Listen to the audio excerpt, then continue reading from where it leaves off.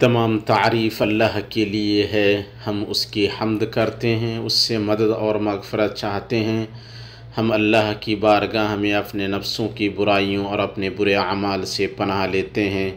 اللہ جسے ہدایت دے اسے کوئی گمراہ کرنے والا نہیں، اور جسے گمراہ کرے اسے کوئی ہدایت دینے والا نہیں۔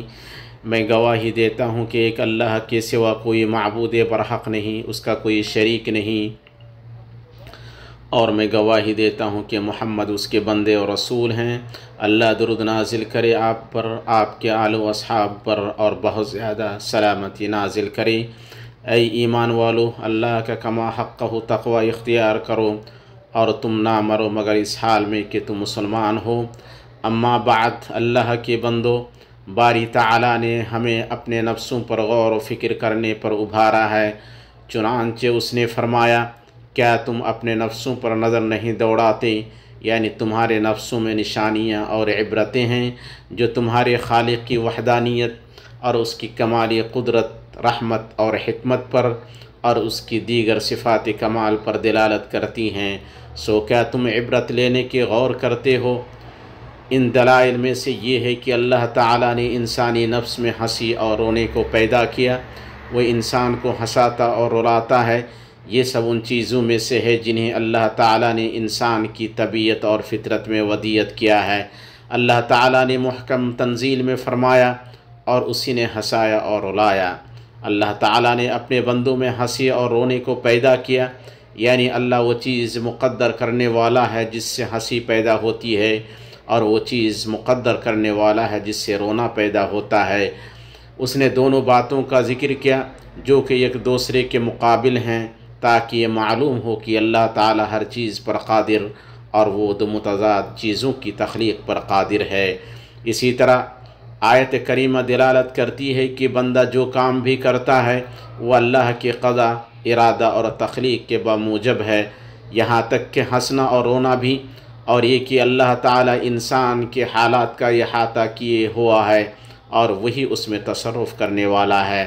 اللہ کے فرمان وَأَنَّهُ هُوَ أَضْحَكَ وَأَبْكَى میں ضمیر ہوا یہ بتاتی ہے کہ ہنسنے اور رونے کے اسباب صرف اللہ تعالی ہی پیدا کرتا ہے، چنانچہ وہی اس کے دل پر وہ چیز جاری کرتا ہے جو اسے ہنسائے، اور اس کے دل پر وہ چیز جاری کرتا ہے جو اسے رلائے، اور ہنسنے اور رونے کے وقت سے پہلے کوئی نہیں جانتا ہے کہ وہ ہنسے گا یا روئے گا، اور نہ یہ جانتا ہے کہ اس کے پاس وہ چیز آئے گی جو اسے خوش کرے گی یا غمگین۔ صحیحین میں آیا ہے کہ نبی صلی اللہ علیہ وسلم نے اپنی صاحبزادی فاطمہ رضی اللہ تعالی عنہا کو اپنے مرض الموت میں بلایا اور ان سے کسی چیز کی سرگوشی کی تو رو پڑی، پھر انہیں بلایا اور ان سے سرگوشی کی تو ہنس پڑی۔ جب نبی صلی اللہ علیہ وسلم کی وفات ہو گئی تو عائشہ نے فاطمہ سے اس بارے میں پوچھا تو انہوں نے کہا، مجھ سے نبی صلی اللہ علیہ وسلم نے سرگوشی کی اور بتایا کہ آپ اس تکلیف میں وفات پائیں گے جس میں آپ کی وفات ہوئی، تو میں رو پڑی۔ پھر مجھ سے سرگوشی کی اور مجھے بتایا کہ میں آپ کے گھر والوں میں سب سے پہلے آپ کے پیچھے آنے والی ہوں، تو میں ہنس پڑی۔ اللہ کے بندو، نبی صلی اللہ علیہ وسلم کا طریقہ سب سے بہتر طریقہ ہے، اور وہی تمام انسانی حالات میں مثالی طریقہ ہے۔ آپ صلی اللہ علیہ وسلم بہت سے متضاد حالات سے گزرے جن میں ہنسنا اور رونا بھی ہے۔ اس سلسلے میں علماء نے آپ کا طریقہ اسوہ بیان کیا ہے۔ چنانچہ آپ صلی اللہ علیہ وسلم کے ہنسنے کے سلسلے میں ابن قیم رحمہ اللہ نے کہا، آپ کا بیشتر ہنسنا مسکراہٹ تھی، بلکہ پورا ہنسنا مسکراہٹ تھی۔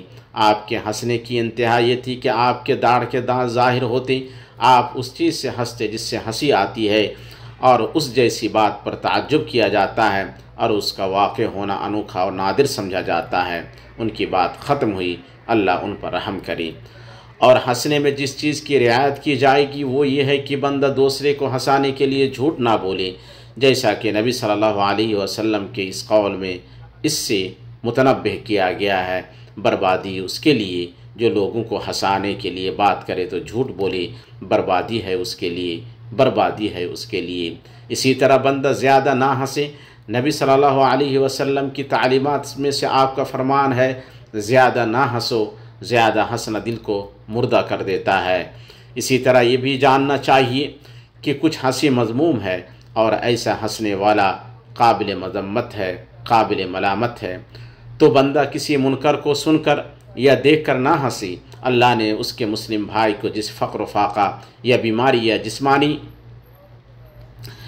جسمانی عیب میں مبتلا کیا ہے اس پر خوش نہ ہو، نہ ہنسی اور نہ اس کی یاد دلائے، اور اپنے مسلم بھائی کی مصیبت پر خوش نہ ہو اور نہ ہنسے، اور اپنے بھائی کی لغزش و غلطی اور اس کے دین میں کمی یعنی اس کے گناہ و معصیت پر خوش نہ ہو، بلکہ اس کے ساتھ خیر خواہی کا معاملہ کرے، اس کے لیے توفیق و ہدایت کی دعا کرے، اور اپنے آپ کو فتنہ سے معمون نہ سمجھے بلکہ اللہ سے دین پر ثابت قدمی کا سوال کرے۔ اسی طرح بندہ پر واجب ہے کہ اپنے مسلم بھائیوں پر نازل ہونے والی بلا اور پریشانی یا انہیں پہنچنے والی آزمائش اور مشکل پر مسرت کا اظہار نہ کرے، بلکہ جس مصیبت میں وہ ہیں وہ اسے تکلیف دے اور غم زدہ کرے، ان کے لیے کشادہ حالی، نجات اور درست حالی کی دعا کرے، اور اللہ سے سوال کرے کہ وہ اسے عافیت دے اور ان جیسی آزمائشوں سے اسے دوچار نہ کرے۔ جان لو کہ جس قبیح اور مذموم ہنسی سے پرہیز کرنا چاہیے، اس کی سب سے بڑی بھیانک شکل یہ ہے کہ مذاق اور ٹھٹھا کرتے ہوئے بندہ اللہ یا اس کی آیتوں یا اس کے رسول صلی اللہ علیہ وسلم پر ہنسے، کیونکہ ان میں سے کسی کا مذاق اڑانا یا اس پر ہنسنا اللہ کے ساتھ کفر کرنا ہے، اور اللہ تعالیٰ نے ہمیں خبر دی ہے کہ کفار دنیا میں ٹھٹھا اور مذاق کرتے ہوئے مومنوں پر ہنستے تھے، جیسا کہ اللہ تعالیٰ نے فرمایا یقیناً جن لوگوں نے کفر کیا وہ مومنوں پر ہنستے تھے، لیکن یہ جرم آخرت میں انہی کے اوپر پلٹ جائے گا، جیسا کہ اللہ تعالیٰ نے فرمایا تو آج کے دن مومن کافروں پر ہنسیں گے۔ بھائیوں، نبی صلی اللہ علیہ وسلم کے رونے کی کیفیت کو ابن القیم رحمہ اللہ نے اپنے اس قول میں بیان کیا ہے، آپ کا رونا آپ کے ہنسنے کے جیسا تھا، نہ چیخنا، چلانا، نہ بلند آواز، جیسا کہ آپ کی ہنسی میں قہقہا نہیں تھا، لیکن آپ کی آنکھیں بھر آتی یہاں تک کہ ان سے آنسو بہہ پڑتے، اور آپ کے سینے سے گڑگڑاہٹ کی آواز سنائی دیتی۔ آپ صلی اللہ علیہ وسلم کبھی میت پر ترس کھاتے ہوئے، کبھی اپنی امت پر خوف کھاتے اور شفقت کرتے ہوئے، کبھی اللہ کی خشیت میں اور کبھی قرآن سنتے وقت روتے۔ آپ کا یہ رونا شوق و محبت اور تعظیم کا رونا تھا، جس میں خوف و خشیت شامل ہوتی۔ بھائیوں، رونے کے مختلف اسباب ہیں، جیسے غم، درد، گھبراہٹ، خوشی و مسرت اور شکر وغیرہ، لیکن سب سے افضل رونا وہ ہے جو اللہ کے خوف و خشیت میں ہو، اور یہ نیک لوگوں اور اللہ کے اولیاء کا وطیرہ ہے۔ اللہ تعالیٰ نے جن لوگوں پر انعام کیا ان کی خوبی بتلاتے ہوئے فرمایا، جب ان کے سامنے رحمان کی آیتیں تلاوت کی جاتی ہیں تو سجدے میں روتے ہوئے گر پڑتے ہیں، اور نبی صلی اللہ علیہ وسلم نے فرمایا، دو آنکھیں ایسی ہیں جنہیں آگ نہیں چھوئے گی، ایک وہ آنکھ جو اللہ کے راستے میں پہرے داری کرتے ہوئے رات گزاری، اور ایک وہ آنکھ جو اللہ کے ڈر سے روئے، اور وہ 7 لوگ جنہیں اللہ قیامت کے دن سایہ عطا فرمائے گا، ان میں سے وہ شخص بھی ہوگا جس نے تنہائی میں اللہ کو یاد کیا اور آنکھیں بہہ پڑیں، اور اس کی آنکھیں بہہ پڑیں۔ چونکہ بڑے لوگوں کے نفوس بلند اور عزائم و ارادے پختہ ہوتے ہیں، اس لیے ان کا رونا بلند مقصد اور باوقار غایت کے لیے ہوتا ہے۔ یہ ام المؤمنین عائشہ رضی اللہ تعالی عنہا ہیں، جو نبی صلی اللہ علیہ وسلم کی حالت بیان کر رہی ہیں کہ آپ ایک رات نماز کے لیے کھڑے ہوئے اور برابر روتے رہے، یہاں تک کہ آپ کا دامن تر ہو گیا، پھر روئے اور برابر روتے رہے یہاں تک کہ آپ کی داڑھی تر ہو گئی، پھر روئے اور برابر روتے رہے یہاں تک کہ زمین تر ہو گئی۔ پھر بلال رضی اللہ تعالی عنہ نماز کی اطلاع دینے کے لیے آئے، انہوں نے جب آپ کو روتے ہوئے دیکھا تو پوچھا، اے اللہ کے رسول، آپ کیوں روتے ہیں جبکہ اللہ نے آپ کے اگلے اور پچھلے گناہ معاف کر دیے ہیں؟ آپ نے فرمایا، کیا میں شکر گزار بندہ نہ بنوں؟ میرے اوپر رات میں ایک آیت نازل ہوئی، بربادی ہے اس کے لیے جو اسے پڑھے اور اس میں غور و فکر نہ کرے، وہ ہے آسمانوں اور زمین کی پیدائش میں اور رات دن کے ہیر پھیر میں یقیناً عقل مندوں کے لیے نشانیاں ہیں۔ اور جب ابو ہریرہ رضی اللہ تعالی عنہ اپنے مرض میں روئے تو ان سے کہا گیا، اے ابو ہریرہ کیوں رو رہے ہیں؟ انہوں نے کہا، سنو، میں تمہاری اس دنیا پر نہیں رو رہا لیکن میں تو اپنے سفر کی دوری اور توشے کی کمی پر رو رہا ہوں۔ میں ایک ایسی چڑھائی پر ہوں جو جنت و جہنم پر گرانے والی ہے، اور مجھے نہیں معلوم کہ مجھے ان دونوں میں سے کہاں لے جایا جائے گا۔ اور زہری رحمہ اللہ سے مروی ہے کہ انہوں نے کہا، دمشق کے اندر میں انس بن مالک رضی اللہ تعالی عنہ سے ملا، وہ رو رہے تھے۔ میں نے کہا، کیوں رو رہے ہیں؟ انہوں نے کہا، میں نے جو چیزیں پائیں ان میں بس یہی نماز پہچانتا ہوں، اور یہ نماز بھی ضائع کر دی گئی ہے۔ اور عطا الخطاف رحمہ اللہ نے کہا، میں سفیان ثوری سے جب بھی ملا انہیں روتا ہوا پایا۔ میں نے کہا، کیا بات ہے؟ انہوں نے کہا، میں ڈرتا ہوں کہ کہیں مجھے نامہ اعمال میں بدبخت نہ لکھ دیا گیا ہو۔ جب عامر بن عبد القیس کے پاس موت کا وقت آیا تو رو پڑے، تو ان سے پوچھا گیا، آپ کیوں رو رہے ہیں؟ انہوں نے کہا، میں موت سے گھبرا کر یا دنیا کے لالچ میں نہیں رو رہا ہوں، بلکہ میں گرمی میں ظہر کی پیاس اور جاڑے میں رات کے قیام پر رو رہا ہوں جو مجھ سے فوت ہونے والا ہے۔ اور جعفر بن سلیمان رحمہ اللہ نے کہا، ہم ابو طیاح کی عیادت کے لیے ان کے پاس گئے۔ انہوں نے کہا، اللہ کے دین کے معاملے میں لوگوں میں جو کوتاہی ہے اس کو دیکھ کر مسلمان کو چاہیے کہ زیادہ جد و جہد کرے۔ پھر وہ رونے لگے۔ میں اپنی یہ بات کہتا ہوں اور اللہ سے اپنے لیے، آپ کے لیے اور بقیہ تمام مسلمانوں کے لیے ہر گناہ کی مغفرت طلب کرتا ہوں۔ آپ اس سے مغفرت طلب کیجیے، بلا شبہ وہ بڑا بخشنے والا مہربان ہے۔ ہر طرح کی تعریف اللہ کے لیے ہے جو بلند و بالا ہے، جس نے پیدا کیا، درست کیا اور اندازہ کیا، پھر ہدایت دی۔ اسی کے لیے آسمانوں اور زمین اور ان کے درمیان کی تمام چیزوں کی ملکیت ہے۔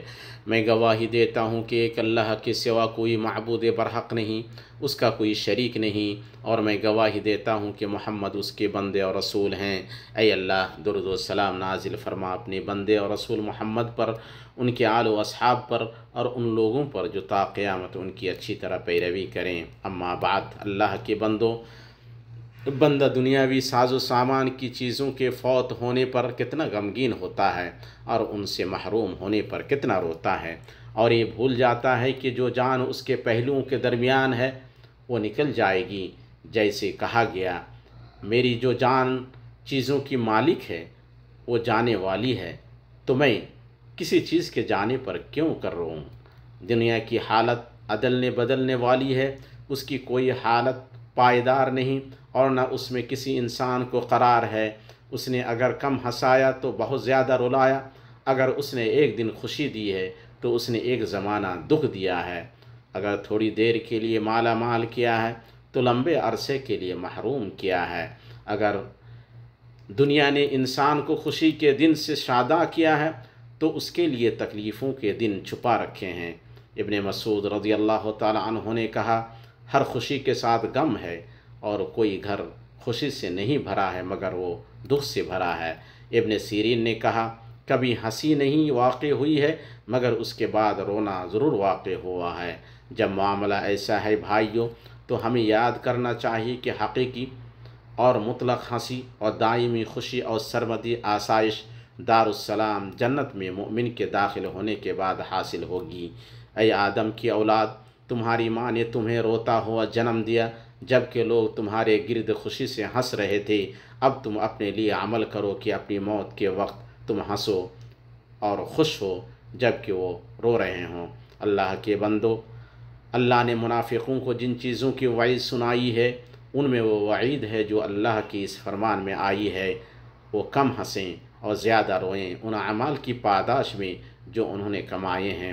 اور اس آیت کے مفہوم میں آپ صلی اللہ علیہ وسلم کا فرمان ہے، اگر تمہیں وہ بات معلوم ہو جو مجھے معلوم ہے تو تم کم ہنسو اور زیادہ رو۔ یہ آیت دلالت کرتی ہے کہ ان لوگوں نے دنیاوی زندگی کو ترجیح دے کر اپنی آخرت کو نقصان پہنچایا، اس لیے وہ اپنی دنیا میں کم ہنسیں، کیونکہ آخرت میں ان کا غم اور رونا دائمی ہوگا جو ختم ہونے والا نہیں ہے۔ ابو موسیٰ اشعری رضی اللہ تعالی عنہ نے بصرہ میں لوگوں کو خطبہ دیا تو فرمایا، اے لوگو، تم رو، اگر رو نہیں سکتے تو رونے کا تکلف کرو، کیونکہ جہنمی روئیں گے یہاں تک کہ ان کے آنسو ختم ہو جائیں گے، پھر وہ خون کے آنسو روئیں گے، یہاں تک کہ اگر ان میں کشتیاں چھوڑ دی جائیں تو چل پڑیں گی۔ یہ وعید جو انہیں قیامت کے دن لاحق ہوگی وہ ان متنوع گناہوں کے بدلے کے طور پر ہے جو انہوں نے کمائے، اور دعوت حق سے اس دائمی دشمنی اور لڑائی کی پاداش میں ہے جو کرتے تھے۔ سنو، اللہ تم پر رحم کرے، تم درود و سلام بھیجو نبی مصطفیٰ اور رسول مجتبیٰ پر، جیسا کہ تمہارے رب تعالیٰ نے تمہیں اس کا حکم دیا ہے۔ چنانچہ باوقار قول میں فرمایا، بے شک اللہ اور اس کے فرشتے اس نبی پر درود بھیجتے ہیں۔ اے ایمان والو، تم بھی ان پر درود بھیجو اور خوب سلام بھی پڑھتے رہا کرو۔ اے اللہ، تو درود و سلام اور برکت نازل کر اپنے بندہ رسول محمد پر، ان کے آل اور تمام صحابہ پر۔